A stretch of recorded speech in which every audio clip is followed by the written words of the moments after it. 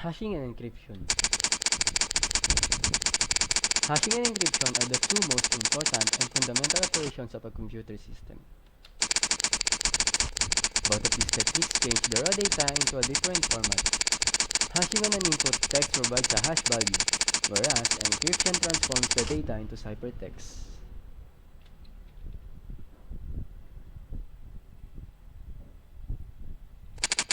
What is hashing? Hashing is the process of converting the information into a key using a hash function. The original information cannot be retrieved from the hash key by any means.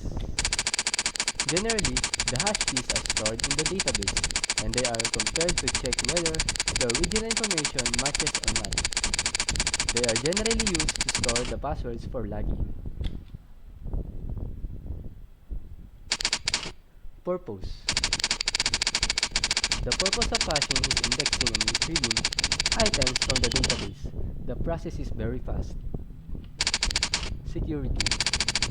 It is more secure in comparison to encryption.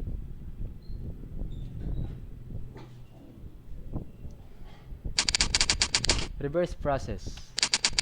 The hash code or key cannot be reversed to the original information by any means.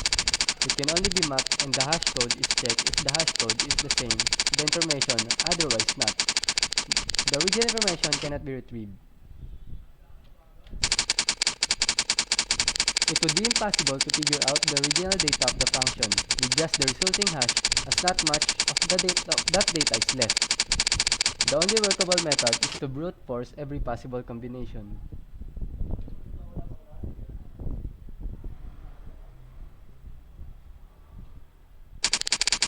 Creation of file. Generally, it tries to generate a new key for each information passed to the hash function, but on rare occasions, it might generate the same key popularly known as a collision. Length of information. The hash information is generally of a small and fixed length. It does not grow with the increase in the information length of information.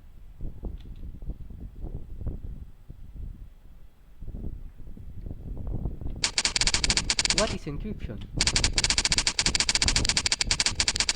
Encryption is the process of converting a normal readable message known as plain text into a garbage message or not readable message known as ciphertext.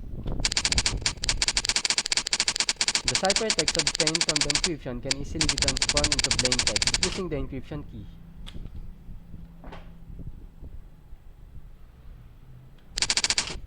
Purpose. The purpose of encryption is to transform data to keep it secret from others. Security. It is less secure in comparison to hashing.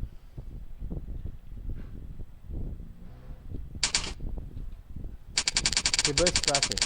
The original information can be easily retrieved if we know the encryption key and algorithm used for encryption.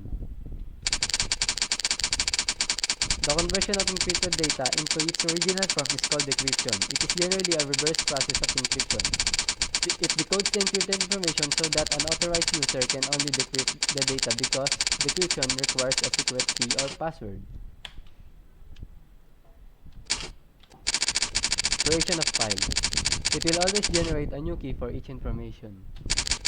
Length of information. The encrypted information is not of fixed length. It grows with the increasing length of information.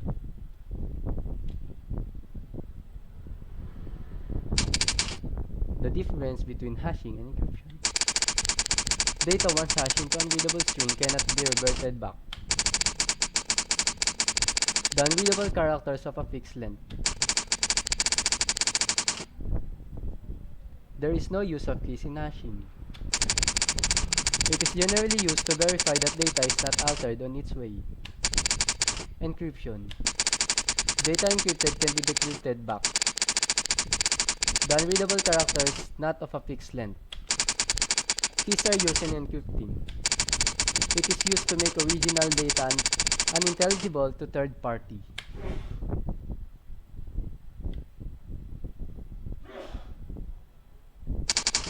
Type. Types of hashing.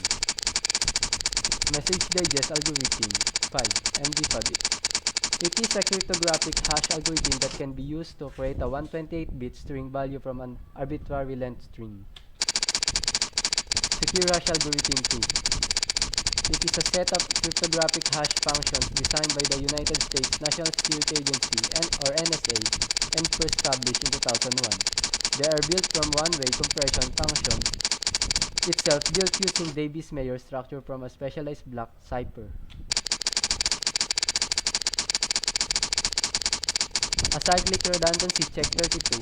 It is an error detecting code often used for detection of accidental changes to data.